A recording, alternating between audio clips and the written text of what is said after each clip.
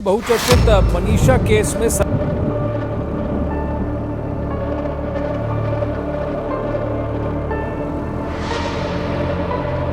भिवानी जिले का छोटा सा गांव, मिट्टी की खुशबू, खेतों में लहलहाती फसलें और बैलों की घंटियों की मधुर आवाज।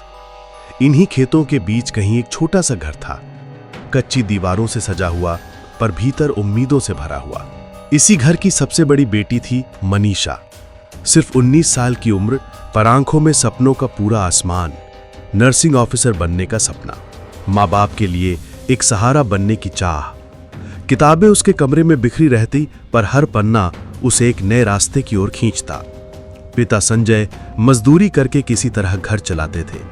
छोटे भाई बहनों की पढ़ाई, घर का खर्चा, सब कुछ उन्हीं के कंधों पर था। मनीषा ये सब देखती, इसलिए उसने पढ़ाई के साथ साथ एक प्ले स्कूल में बच्चों को पढ़ाना भी शुरू कर दिया था। वो अक्सर कहती, पापा आप मुझ पर बोझ मत समझना, एक दिन मैं आपकी जिम्मेदारी हल्की कर दूंगी। उसकी मां अक्सर उसे देख मुस्कुरा देती, बिटिया तू तो घर की रोशनी है, बस तू खुश रहे। और मनीषा हमेशा हंस पड़ती। उसकी हंसी में गांव की सादगी भी थी और सपनों की चमक भी। 11 अगस्त की शाम, आसमान पर बादल थे, हल्की हवा खेतों में सरसराहट पैदा कर रही थी। मनीषा तैयार हुई, पीले रंग का सलवार कुर्ता पहनकर निकली, बालों को चोटी में बांधा और बैग कंधे पर टांग लिया। वो नर्सिंग कॉलेज में दाखिले की जानकारी लेने जा रही थी। घर से निकलते वक्त मां ने कहा, जल्दी आ जाना बिटिया, अंधेरा हो जाएगा। मनीषा मुस्कुराकर बोली, मां बस थोड़ी ही देर है, कॉलेज की जानकारी लेती हूं और लौट आती हूं। पिता ने उसकी ओर देखते हुए कहा, ध्यान से जाना बेटी, फोन पास रखना। शाम ढलने लगी। 6:30 बजे के करीब पिता के फोन पर एक कॉल आई। मनीषा के नंबर था, पर आवाज आई और तुरंत कॉल कट गया। फिर फोन बंद हो गया। पिता ने सोचा शायद नेटवर्क की समस्या होगी, लेकिन रात बीत गई और बेटी वापस नहीं लौटी। उस रात घर में सन्नाटा पसरा रहा।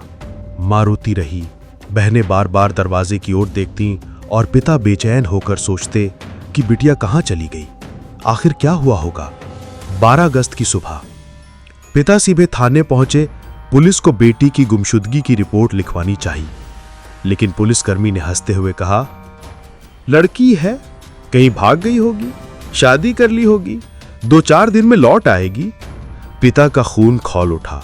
उन्होंने कहा, मेरी बेटी ऐसी नहीं है, वो घर की इज्जत है, सपना है, उसकी रिपोर्ट लिखो। पर पुलिस वालों ने टाल दिया।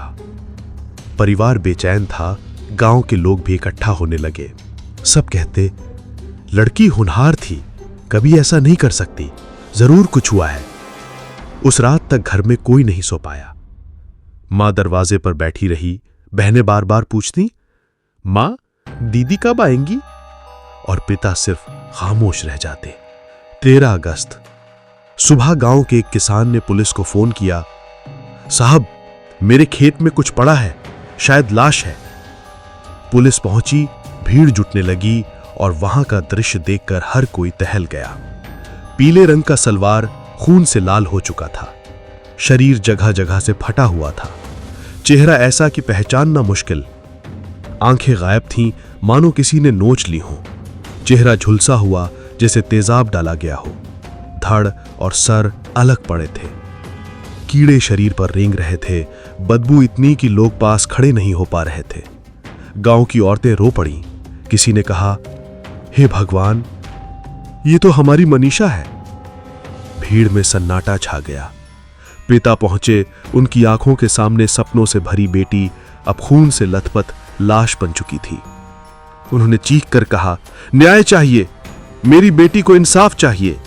लाश मिलने के बाद पूरा गांव शोक में डूबा हुआ था, लेकिन शोक जल्दी ही गुस्से में बदल गया। लोगों ने देखा कि पुलिस आनन फानन में शव को पोस्टमार्टम के लिए ले जा रही है।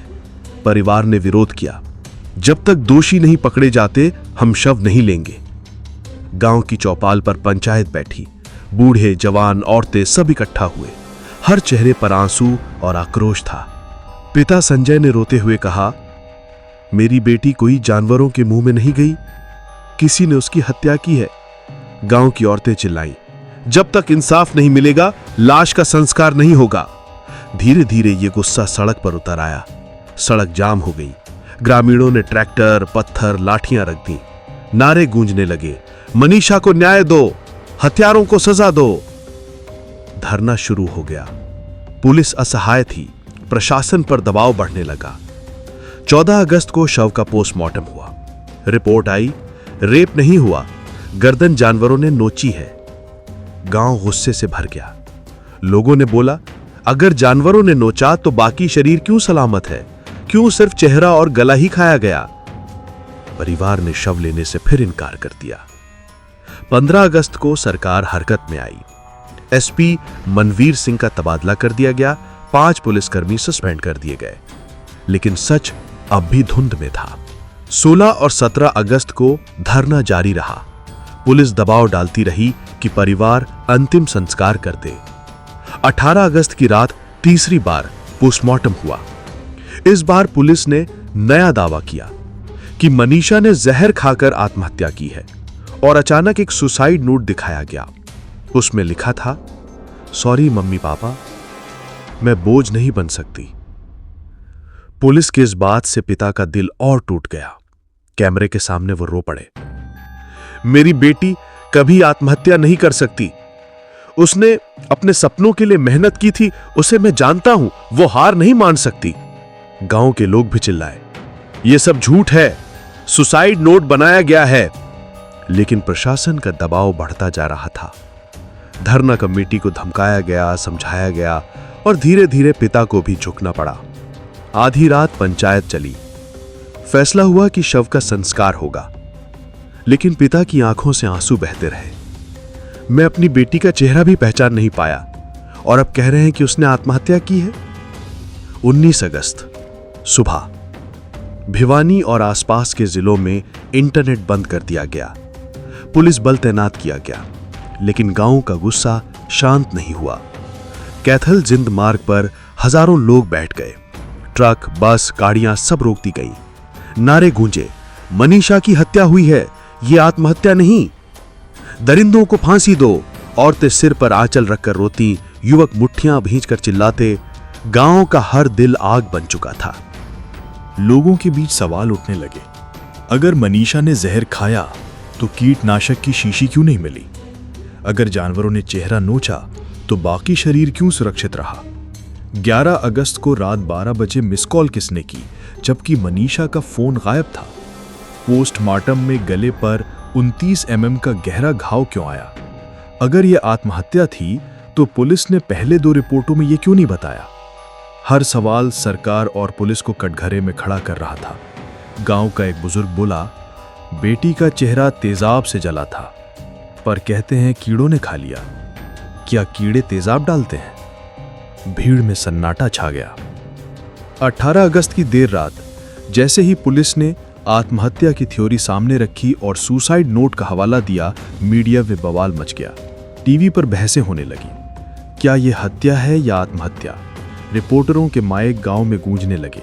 अंकल, आप क्या सोचते हैं, मनीषा ने आत्महत्या की या हत्या हुई? पिता की आंखें लाल थीं। उन्होंने धीमे स्वर में कहा, मेरी बेटी कभी आत्महत्या नहीं कर सकती। ये सब लीपापोती है। राजनीति ने भी रंग बदलना शुरू किया। नेता गांव आए।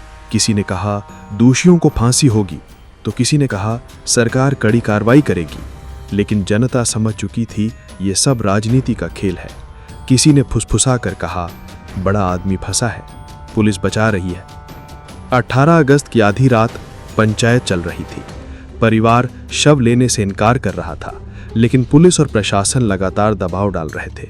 गांव की चौपाल पर लोग बैठे थे, हर चेहरे पर सवाल। कभी पंचायत के बुजुर्ग कहते, बेटी की आत्मा भटक रही है, अब संस्कार कर देना चाहिए। तो कभी युवाओं की आवाज उठती, नहीं, जब तक इंसाफ नहीं मिलेगा चिता नहीं चलेगी। पिता संजय चुप बैठे थे। उनके हाथ कांप रहे थे, आंसू बार बार गिर रहे थे।